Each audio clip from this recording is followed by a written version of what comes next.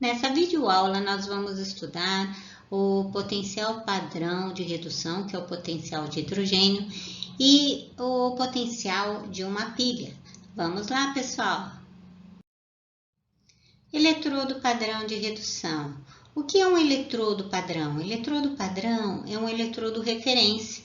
Referência para uma reação de redução cujo potencial de redução, cuja DDP, força eletromotriz, voltagem desse eletrodo vale zero. A partir de um valor zero, eu posso estabelecer uma escala de potencial de redução para os demais metais na construção de uma pilha. Quem é o nosso eletrodo padrão? É o eletrodo de hidrogênio. Como que ele é constituído? Ele é constituído por um eletrodo de platina, que está então encoberto por um tubo de vidro, e sobre esse eletrodo de platina é injetado gás hidrogênio. Esse eletrodo de platina ele está imerso em uma cuba de vidro contendo uma solução de íons H+, de concentração 1 mol por litro. Então, uma solução ácida 1 mol por litro. Eu tenho íons H+ aqui. Essa superfície de platina, esse eletrodo de platina, ele é uma superfície favorável para a ocorrência do processo de redução dos íons H+. Cada íon H+ vai receber um elétron, mas não existe o íon H+ formando hidrogênio neutro. Existe o gás hidrogênio. Então, dois íons H+ vão receber 2 elétrons para a formação do gás hidrogênio, liberando o gás hidrogênio. A reação no eletrodo de redução, então os cátions, 2 mols de íons H+, recebem 2 mols de elétron, formando 1 mol de gás hidrogênio. Esse processo de redução, esse potencial de redução vale 0 volts.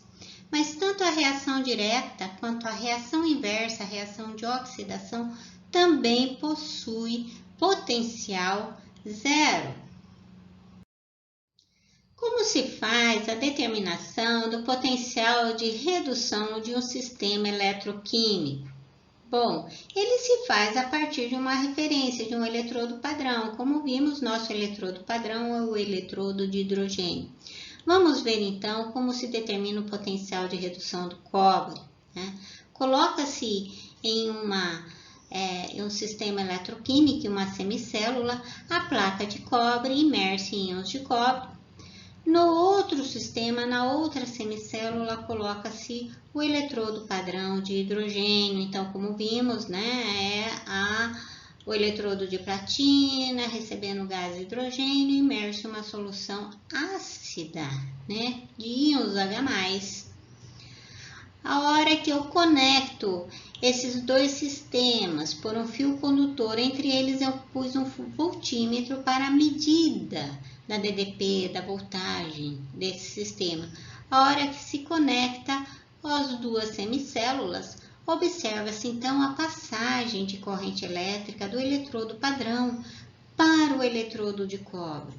Isso quer dizer que os íons cobre aqui em solução estão recebendo os elétrons e sofrendo redução. Nesse caso, então, a semicélula do cobre está agindo como cátodo. Os cátions recebem os elétrons sofrendo redução. A voltagem lida aqui no voltímetro é mais 0,34.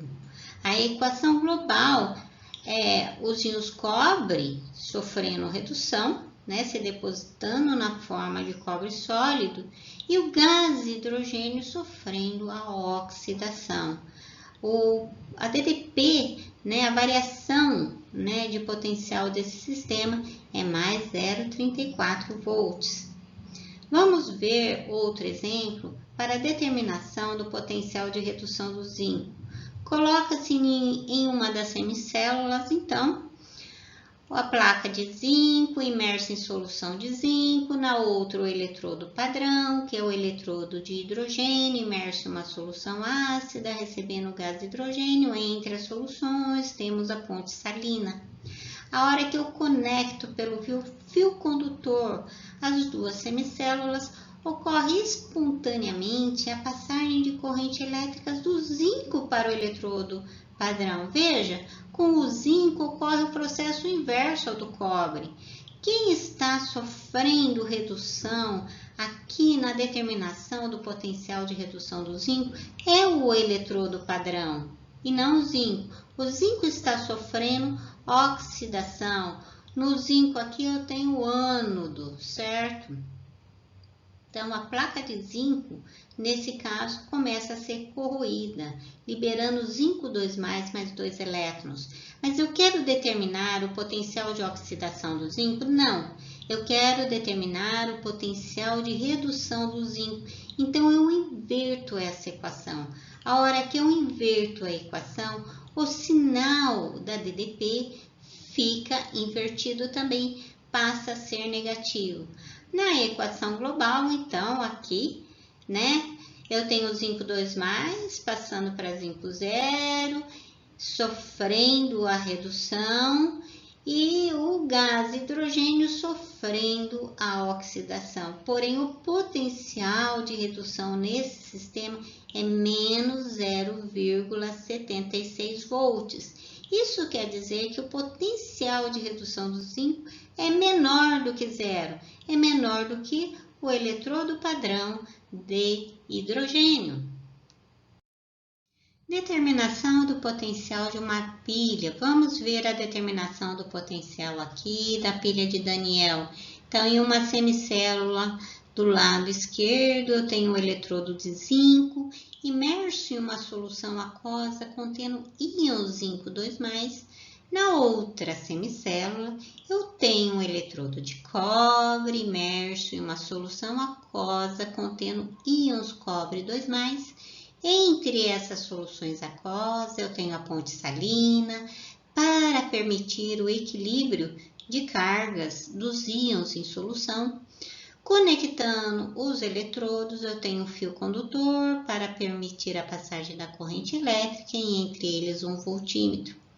Acionando o sistema, observa-se então a passagem da corrente elétrica da semicélula do zinco para a semicélula do cobre, ou seja, a placa de zinco sofre corrosão, ela é oxidada, é o ânodo, é o polo negativo, porque espontaneamente os elétrons vão do menor potencial para o maior potencial, e as pilhas são sistemas espontâneos. Já na semicélula do cobre, ocorre o processo de redução, ou seja, os cátions, os íons cobre 2+, no cátodo, recebe 2 mols de elétrons, se depositando na forma de cobre sólido.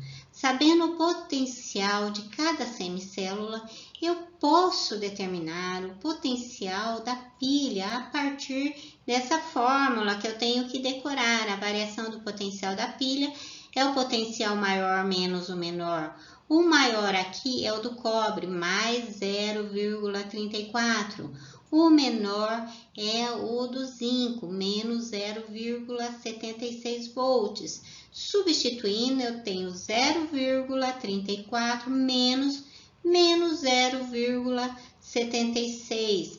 Então, fica 0,34 mais 0,76, resultando no potencial da pilha de 1,10 volts. A partir de dados experimentais, construiu-se então essa tabela de potencial padrão de redução a 25 graus Celsius ou 298 Kelvin. Indo de baixo para cima nessa tabela, nós temos os maiores valores de potencial de redução. Isso quer dizer que essa substância tem uma força maior do que os demais substâncias e íons, né? Para sofrer o processo de redução. A força de redução dela é alta. E isto está de acordo com o alto valor no potencial de redução. Já seguindo de cima para baixo, os menores valores para o potencial de redução está indicando uma força fraca para sofrer o processo de redução. Então, menores valores de redução quer dizer que esses elementos, substâncias ou íons, eles sofrerão oxidação e não redução, porque a força de redução dele é fraca, já que o valor do potencial de redução dele é pequeno. Temos aqui, pessoal, 2 exercícios envolvendo pilhas que serão corrigidos em outra videoaula. Vamos lá! Desta maneira, nós terminamos, então, essa videoaula envolvendo potencial de redução padrão e potencial de pilhas. Agradeço a participação de todos. Até mais, pessoal!